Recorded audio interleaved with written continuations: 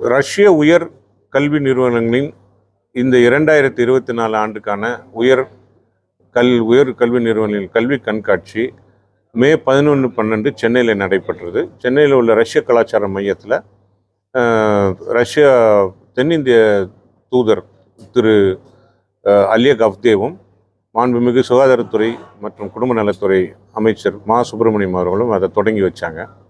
அதைத் தொடர்ந்து 14 மே மதுரையில் உள்ள ரெசிடென்சி ஹோட்டல்லையும், 15 திருச்சி ஃபெமினா ஹோட்டல்லையும், 16 சேலம் ஜிஆர்டி ஜைப் ஹோட்டல்லையும், 17 கோவையில் உள்ள கிராண்ட் ரிஜென்ட் ஹோட்டல்லையும் இந்த கல்வி கண்காட்சி நடைபெற இருக்கு. இதில் ரஷ்யாவை சேர்ந்த 8 அரசு மருத்துவ பொறியியல் கல்லூரிகளின் பிரதிநிதிகள், அட்மிஷன் ஆஃபீஸர்ஸ், ப்ரொஃபஸர்ஸ் அவங்களாம் ரஷ்யாவிலேருந்து வந்திருக்காங்க. இந்த ஃபேருக்கான என்ட்ரி ஃப்ரீ. இதுக்கு வர மாணவர்களுக்கும் பெற்றோர்களுக்கும் அங்கே உள்ள கல்வி நிறுவனங்களில் உள்ள வசதிகள் பற்றியும், வசதி வாய்ப்புகள், அவங்களுடைய எவ்வளோ செலவாகும், அது ரெக்கக்னிஷனு, இதெல்லாம் பற்றி எல்லா தகவல்களையும் தர இருக்காங்க. அதற்குண்டான +2 மார்க் ஷீட் மற்ற டாக்குமெண்ட்ஸ்லாம் கொண்டு வர ஸ்டூடெண்ட்ஸுக்கு அங்கேயே ஸ்பாட் அட்மிஷன் கிடைக்கவும் வாய்ப்பு இருக்குது.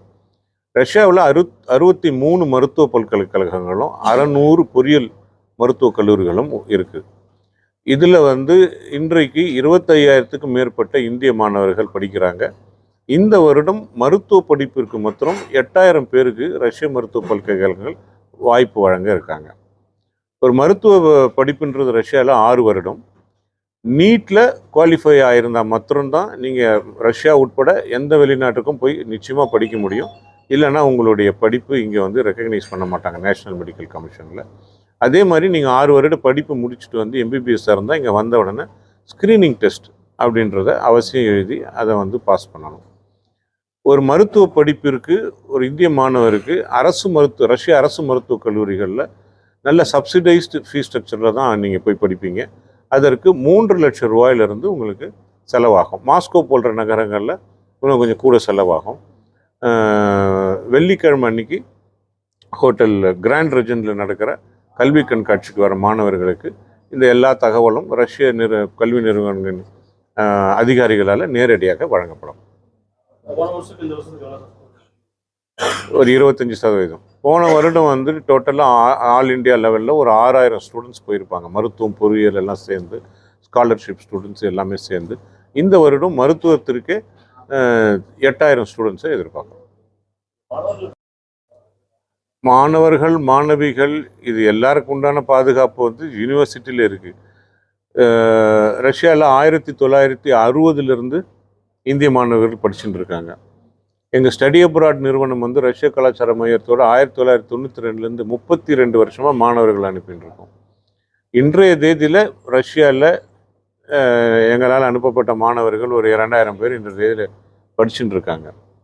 பாதுகாப்பு காரணமாகவோ, இல்லை சரியான உணவு கிடைக்கலையோ, இல்லை மொழி பிரச்சனை, இல்லை கிளைமேட் செட்டை ஒத்து வரலன்னோ இது வரைக்கும் ஒரு மாணவர் இந்தியாவில் திரும்ப வந்ததில்லை.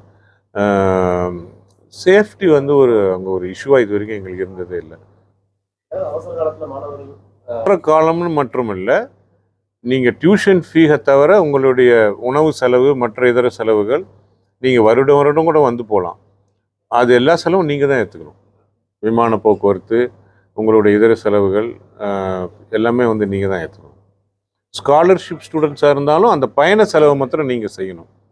இதில் சில ஸ்காலர்ஷிப் சீட்ஸ் இருக்குது.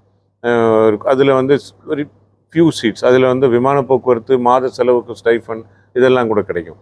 ஜாப் கேரண்டியோட இதெல்லாம் ஒரு பர்டிகுலர் ஒரு 10 சீட்டு, அந்த மாதிரி 20 சீட்டு, சில யூனிவர்சிட்டிஸில் மாத்திரம் அந்த மாதிரி ஒரு ஃபெசிலிட்டிஸ் அவைலபிளாக இருக்குது. மற்றபடி இந்த விமான போக்குவரத்துலாம் உங்களுடைய செலவு தான். நீங்கள் ஆனால் போகிறோம். அந்த கட் ஆஃப் மார்க் இல்லையா, நீட்டோட கட் ஆஃப் மார்க் இப்போ லாஸ்ட் இயர் 132, சரியா ஞாபகம் இல்லை எனக்கு, 132 96. அது எப்போவுமே ஓபிசிக்கு ஒரு கட் ஆஃப் மார்க் இருக்கும், அதர்ஸுக்கு ஒரு கட் ஆஃப் மார்க் இருக்கும். NEET qualified.